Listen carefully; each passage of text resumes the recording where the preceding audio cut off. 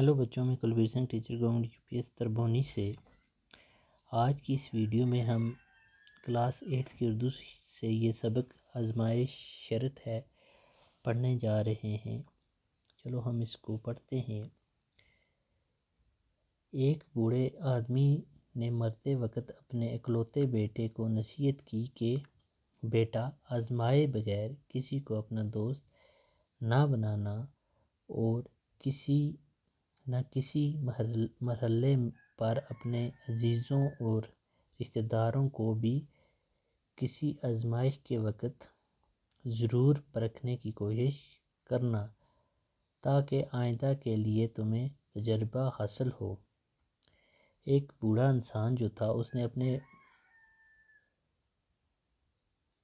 बेटे को मरते वक्त ये नसीहत की कि बेटा, आप किसी को भी परखने के बगैर अपना दोस्त नहीं बनाना। तो मौका मिले, अगर हो सके तो अपने हर एक अजीज़ और रिश्तेदार को किसी न किसी वक्त अगर आपको मौका मिले तो उनको परख लेना, ताकि आपको जो आगे कोई तजर्बा ना करना पड़े, ताकि आप परखने के बगैर किसी को भी अपना दोस्त ना बनाओ और ना आपको आगे किसी से कोई नुकसान उठाना पड़े। कुछ दिनों बाद बूढ़ा मर गया और बेटे ने बाप की बातों को आजमाने के लिए अपनी बीवी और अपने करीबी दोस्त की आजमाइश का तहिया कर लिया। कुछ दिनों बाद वो बूढ़ा मर गया और फिर उसके बेटे ने ठान लिया कि मैं अब अपनी बीवी और अपने एक जो नज़दीकी दोस्त जो था उसको आजमाऊंगा। उसने तैयार कर लिया। उसका दोस्त बहुत ही चालाक था और मकामी हाकिमों के लिए मुखबरी यानी कि जासूसी का काम करता था। उसका दोस्त जो था वो बहुत ही तेज़ था, बहुत चालाक था, और वो वहाँ के जो हाकिम थे उनके लिए जासूसी का काम करता था। वो इस नौजवान के घर भी आया जाया करता था और इसकी बीवी को भाभी कहकर पुकारता था। वो इसके घर आता था और इसकी बीवी को भाभी कह के पुकारता था।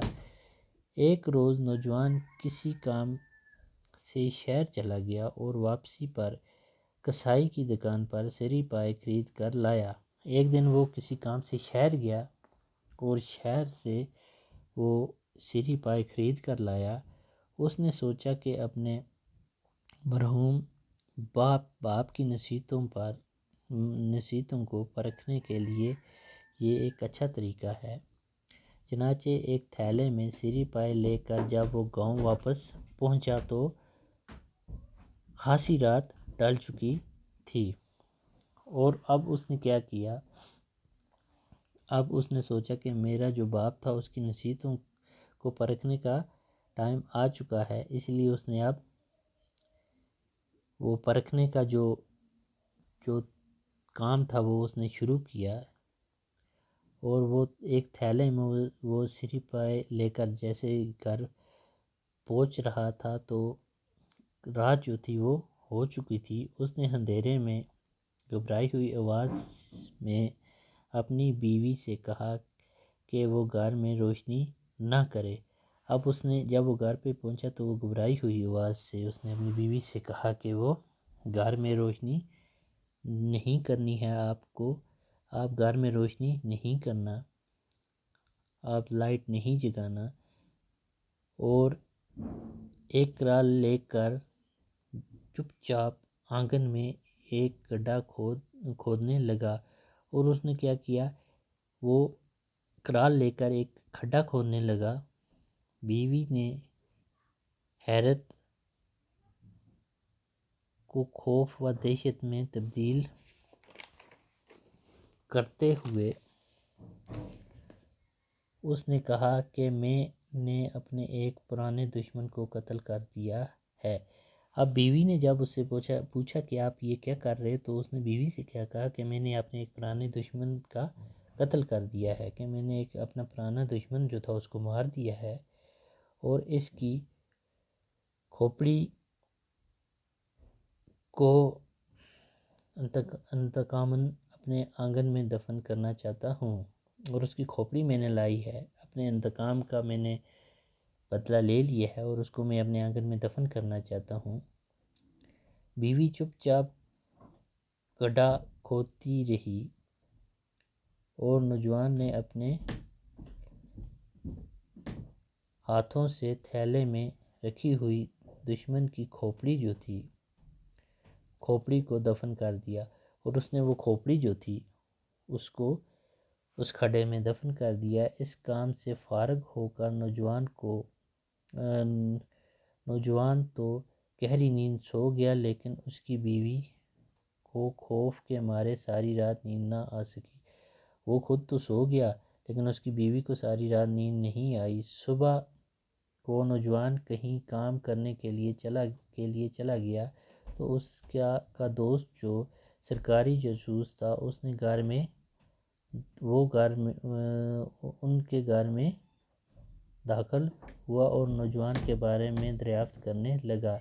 اب صبح جب وہ کام پہ چلا گیا تو اس کا وہ دوست جو تھا جاسوس، وہ اس کے گھر میں آیا اور اس کے بارے میں وہ پوچھ تاچھ کرنے لگا۔ اس نے دیکھا کہ نوجوان کی بیوی کے چہرے پر ہوائیاں اڑ رہی تھی۔ اس نے دیکھا کہ اس کی جو بیوی تھی اس کے چہرے پر وہ ڈر سا تھا، وہ سہمی ہوئی سی تھی، اور اس کی آنکھیں سرخ ہو رہی ہیں اور اس کی آنکھیں جو ہیں وہ لال ہو رہی ہیں۔ پہلے تو وہ سمجھا کہ میاں بیوی میں کچھ ناچاکی ہو گئی ہوگی، لیکن یہ بات اسے خلاف معمول محسوس ہوئی، اور اس نے پوچھ ہی لیا کہ بھابی سچ بتائیں کہ کیا بات ہے۔ پہلے تو جب اس نے اس کو دیکھا تو اس نے سوچا کہ اس کے خاوند کے ساتھ، اس کے پتی کے ساتھ اس کی کوئی لڑائی وغیرہ ہو گئی ہے، لیکن اس کے بعد اس کو کچھ اور شک ہوا تو اس نے اس سے پوچھ ہی لیا کہ کیا بات ہے۔ آج کی اس ویڈیو میں ہم اتنا ہی پڑھیں گے، اپنی نیکسٹ جو ویڈیو ہوگی اس میں ہم آگے سبق کو پڑھیں گے۔ آج کے لیے اتنا ہی، تھینک یو۔